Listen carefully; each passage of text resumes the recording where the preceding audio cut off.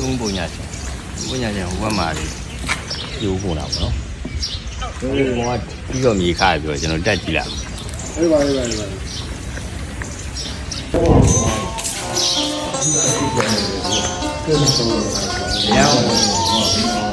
ရောင်ပြည့်စုံသွားပြီရောမှာကျွန်တော်မှန်သားတွေတော်တော်များမှန်သားတွေဆိုကြတော့ဖနက်ကမရှိဘူးစီကိုစီရအောင်နော်အားကြောင့်ပါဖနက်ကမရှိမဖြစ်မနေစီရဝေါပြည့်စုံတာဒီရက်လုံးအောင်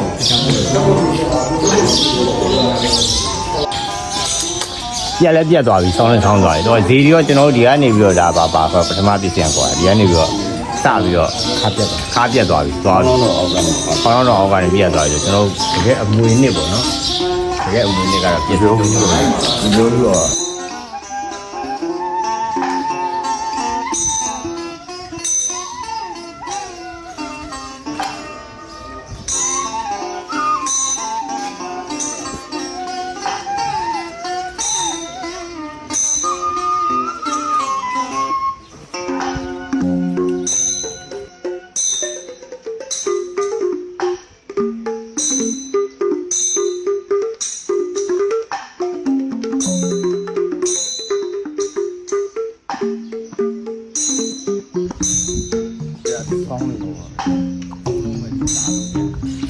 နေပါနော်နေပါတော့မသွားတော့နဲ့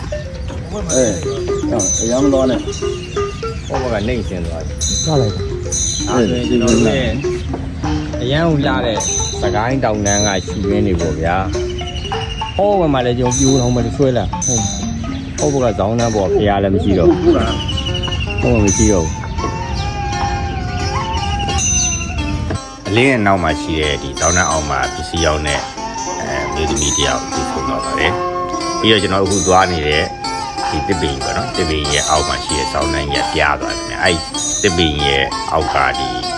ညီနှိမ့်သွားတယ်ဒီတဲ့အတိုင်းအခုကျွန်တော်နင်းထားတဲ့အပြားကြီးရဲ့အောက်မှာမြေစာမရှိတော့တော်တော်ကြီးစောင်းသွားတယ်ပေါ့နော်စောင်းသွားတော့အဲ့ဒီအောက်မှာပြီးနေတဲ့ဖျားဘူးလာတဲ့မိသားစု9ယောက်ပေါ့နော်9ယောက်ကိုမှ3ယောက်ကထိုးလို့ရပါတယ်2ယောက်ကတော့ဒီစောင်းနှံအောက်မှာပြီးနေတဲ့အတွက်ထုတ်မရသေးပါဘူးစက်တွေနဲ့ထိုးပေါက်မယ်ဆိုရင်ဒုက္ခမှုတွေကြောင့်ဒီမင်းတော်ကြီးကပဲ့ကြပြီးတော့ဒီမြေဘက်ကိုပြုတ်ကြသွားမှာဖြစ်တဲ့အတွက်ကဲတဲ့သူတွေလည်းအနေရှိနိုင်ပါတယ်တို့အတွက်ကျွန်တော်တို့ဒီဆယ်ရနေအကြီးတွေခဏစောင့်နေပါတယ်ခင်ဗျအဲ့တွင်းနဲ့မွေးနေလားအလင်းကထက်လုံးမယ်မလို့ပဲစိတ်မချအောင်ကဲဆွတ်ဟုတ်ပါမယ်